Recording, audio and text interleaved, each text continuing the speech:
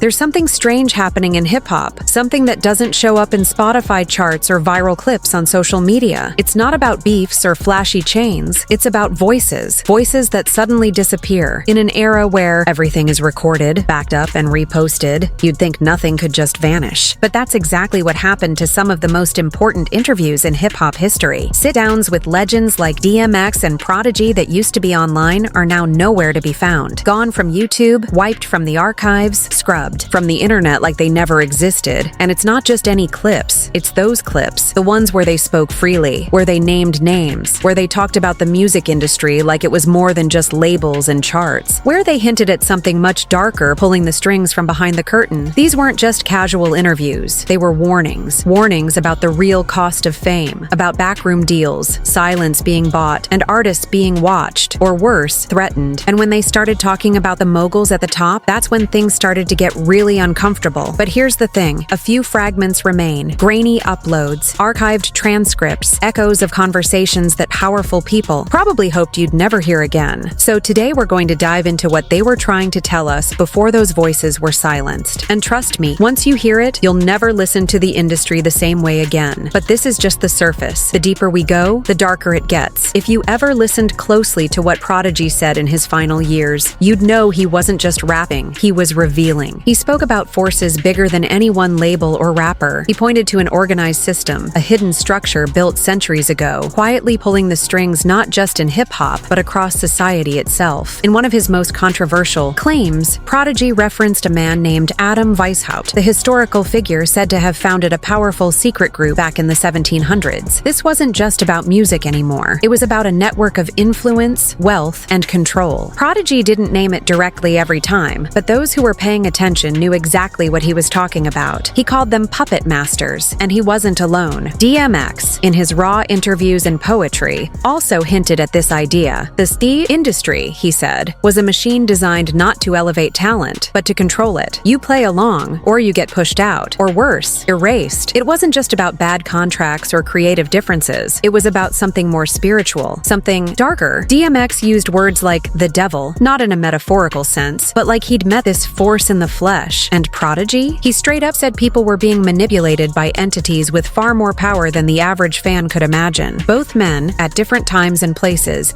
described a system where fame wasn't given, it was traded for silence, for compliance, for a piece of your soul. And when they refused to play the game, when they started exposing what they'd seen behind the curtain, that's when things started to disappear. Their voices, their footage, their warnings. But one of those warnings stood out above all the rest. A moment where DMX decided he wasn't going to stay quiet, no matter the price. And it started with a poem, one that rattled the industry to its core. Back in 2007, long before viral tweets and short clips dominated the conversation, DMX stood on the stage of HBO's Def Poetry Jam and delivered a piece that felt more like a confession than a performance. The poem was called The Industry, and every word cut through the air like a warning siren. DMX didn't sugarcoat anything. He tore into the truth of what artists go through behind the scenes, how the labels don't care about talent, only control, how you're told how to dress, how to speak, how to behave, and if you push back, the machine will chew you up and spit you out. He rapped, "The industry real, dying to get in, just to find they don't fit in." That wasn't just clever wordplay. That was his life. A man who reached the top by being raw and real, now finding himself surrounded by people who wanted to reshape him into something he wasn't. But that performance was just a glimpse into what he'd been dealing with. In later interviews, DMX revealed that what he was really battling wasn't just business.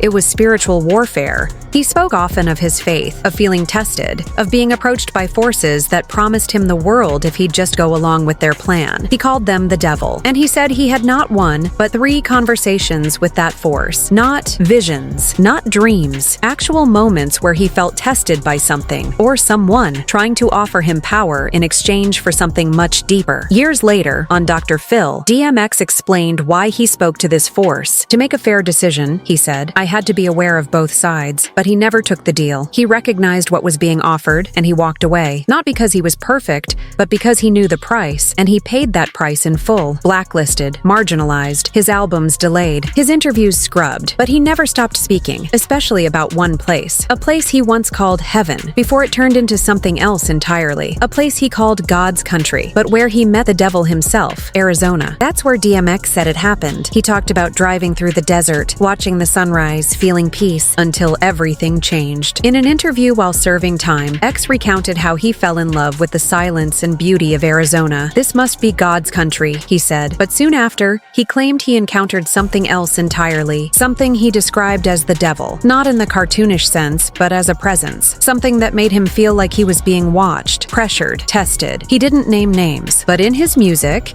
and in other moments, the puzzle pieces started forming. He spoke of industry elites.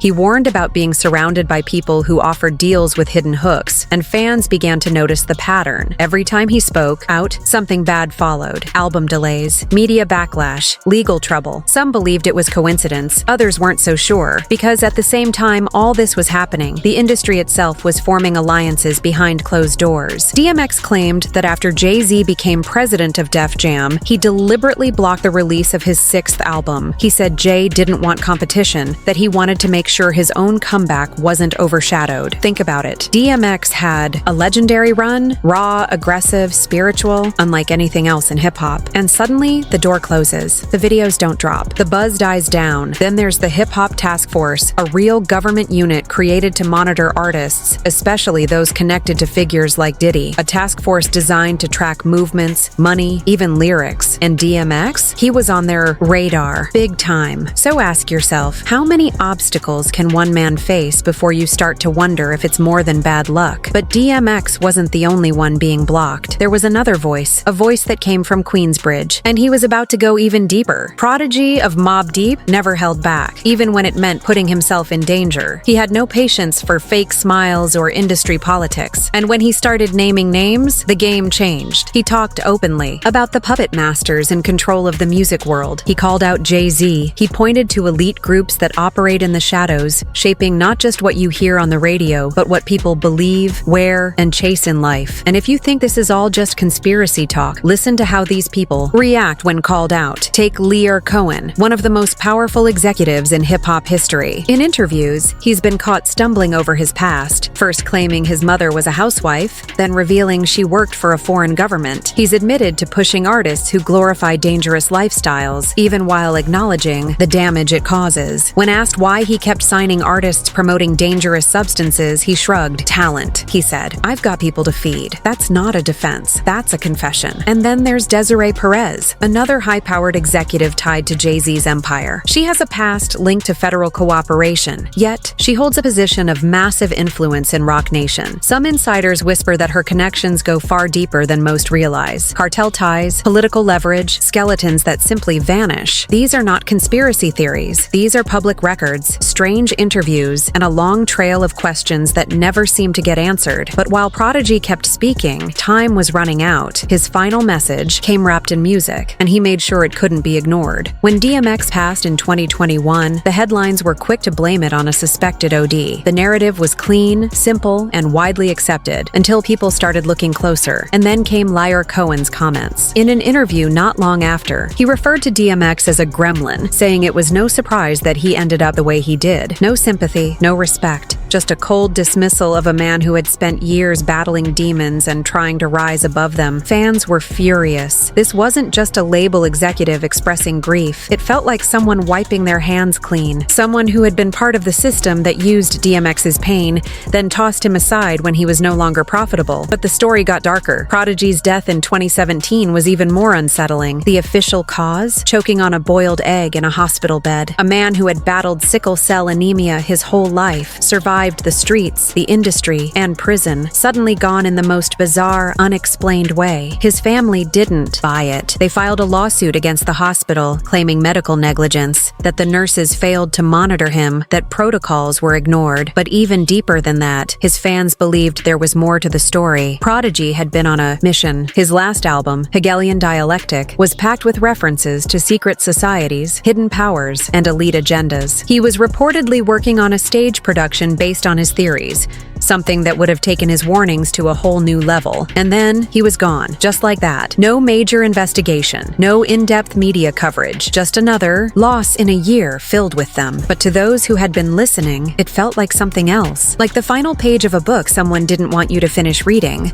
But the words he left behind, they were already burned into memory, and they pointed to a truth too big to ignore. Let's go back to Prodigy's prison letter, leaked online, erased from major sites, but still passed around like a secret scripture among hip-hop heads. In that letter, Prodigy didn't mince words. He said the government, religion, banking, and politics were all part of a massive illusion, a system designed to keep people blind, especially Black communities. And he didn't just drop vague warnings. He named names. He claimed Jay-Z knew the truth about who really runs the show and chose to join them instead of expose them. That, instead of using his influence to uplift and inform, he aligned with those who profit from confusion, addiction, and division. Prodigy wrote, "I fear nothing and no one," and vowed to keep fighting until his last breath. And judging by the lyrics of his final album, he meant every word. Songs on Hegelian dialectic didn't just talk about politics or race. They dove deep into psychological warfare, manipulation of the masses,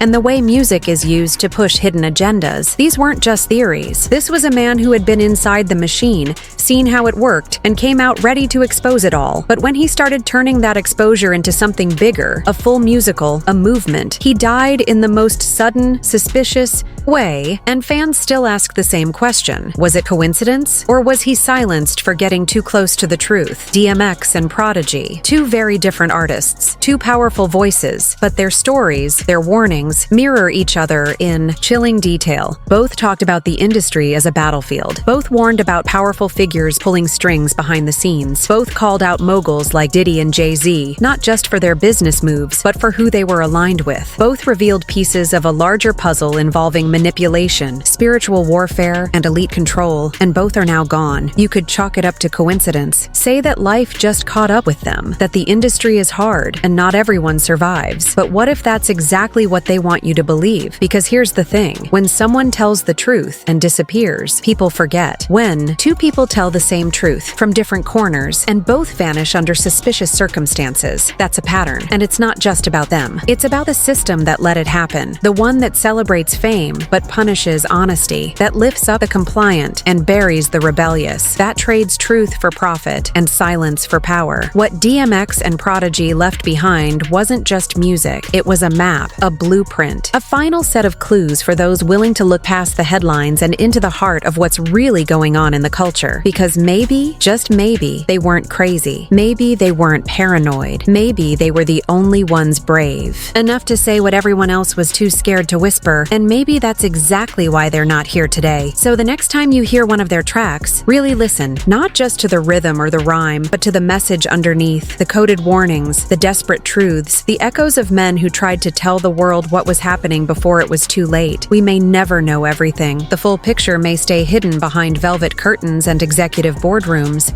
But one thing's for sure, DMX and Prodigy weren't just rappers, they were messengers. And if their voices are being silenced, maybe it's time we start asking who's behind the silence and what they're so afraid you might hear. If you made it this far, do one thing, stay awake, keep digging, and whatever you do, don't let the real ones be forgotten. Now go check the next video, because what's coming next changes everything.